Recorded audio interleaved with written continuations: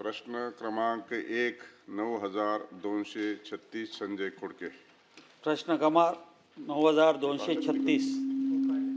सभापतीमध्ये छापल्याप्रमाणे. सभापती महोदय, देशाच्या पंतप्रधानांनी महाराष्ट्रामध्ये किंवा देशामध्ये प्रत्येक जिल्ह्यामध्ये मेडिकल कॉलेज स्थापण्याचा निर्णय घेतला आणि त्याचे दोन कारणं होते.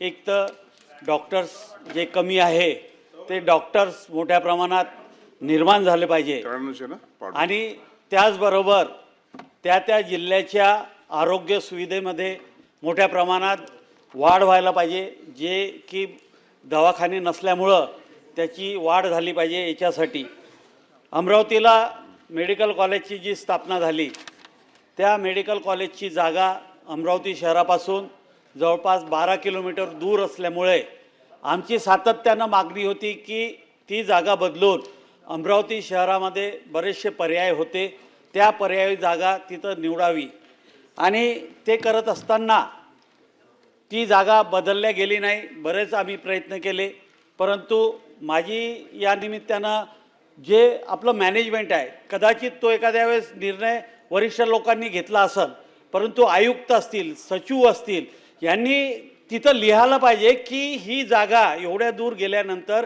हे हॉस्पिटल फिजिबल होणार नाही.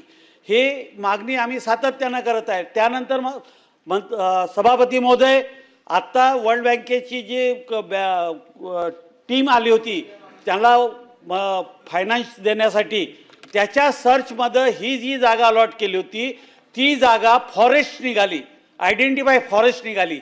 आता आयडेंटिफाय फॉरेस्ट निघाल्यानंतर त्या जागेवर बांधकाम करता येत नाही.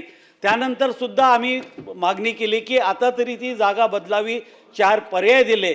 माजी मंत्री महोदयांना विनंती आहे की आम्ही जे मागणी करत आलेलो आहे, कारण की ही जागा फॉरेस्टची जर ताब्यात घ्यायची म्हटलं तर आता त्याला एक कमिटी, दुसरी कमिटी, आता मंत्रालयात तो प्रस्ताव आला आहे, मंत्रालयातून सेंट्रल गव्हर्नमेंटकडे जाणार. म्हणजे पहिलेच 1-1.5 वर्ष जो लेट झालेला आहे ते पुन्हा आमचं हॉस्पिटल लेट होणार आहे मेडिकल कॉलेज. त्यासाठी ही जागा बदलून देणार का? हा माझे 2-3 प्रश्न मंत्री महोदयांना आहे. मंत्री महोदय. सभापतीमध्ये हे खरं आहे की सन्माननीय सदस्य संजय खोडके साहेबांनी, देशाचे पंतप्रधान नरेंद्र मोदी साहेबांनी डॉक्टरांची संख्या वाढवण्याचा निर्णय घेतला आणि गेल्या वेळेला 2 वर्षापूर्वी 10 मेडिकल कॉलेज आपल्या राज्याला दिले. त्याबद्दल या खात्याचा मंत्री म्हणून राज्य शासनाच्या वतीनं मी त्यांचं मनापासून अभिनंदन करतो.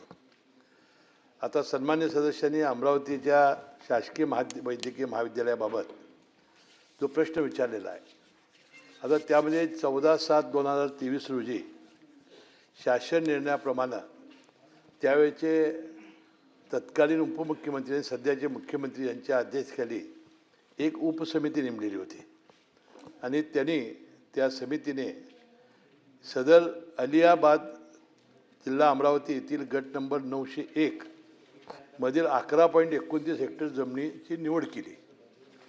त्याप्रमाणे आगाऊ जमिनीचा ताबा घेतला. त्यानंतर आपण त्याचं एकदा निविदासुद्धा काढली, परंतु EDBची टीम जागा पाहणीला गेल्यानंतर त्यांनी ज्यावेळेला सर्च केला त्यावेळी आयडेंटिफाईड फॉरेस्ट म्हणून निदर्शनास आले, खरं आहे. आणि मग सर्वोच्च न्यायालयाच्या रिट पिटिशनमध्ये या क्षेत्राचा वनसंज्ञेमध्ये ह्याचा समावेश होता. त्यानंतर मुख्यमंत्री महोदयांच्या समितीनं पुन्हा ठरवलं की आपण केंद्र शासनापर्यंत जायचं.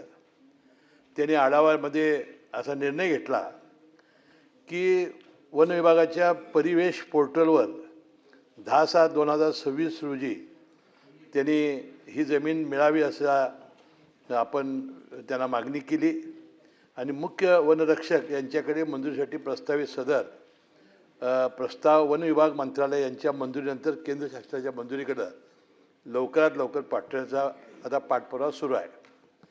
आता या सदर मंजुरीबाबतचा निर्णय झाल्याखेरीज सन्मान्य सदस्य सांगतात ती जागा आम्हाला बदलता येणार नाही आणि म्हणून या निर्णयाचा एकदा निर्णय झाल्यानंतर ते म्हणत आहेत त्या जागेचा निश्चित आपण नंतर विचार करू.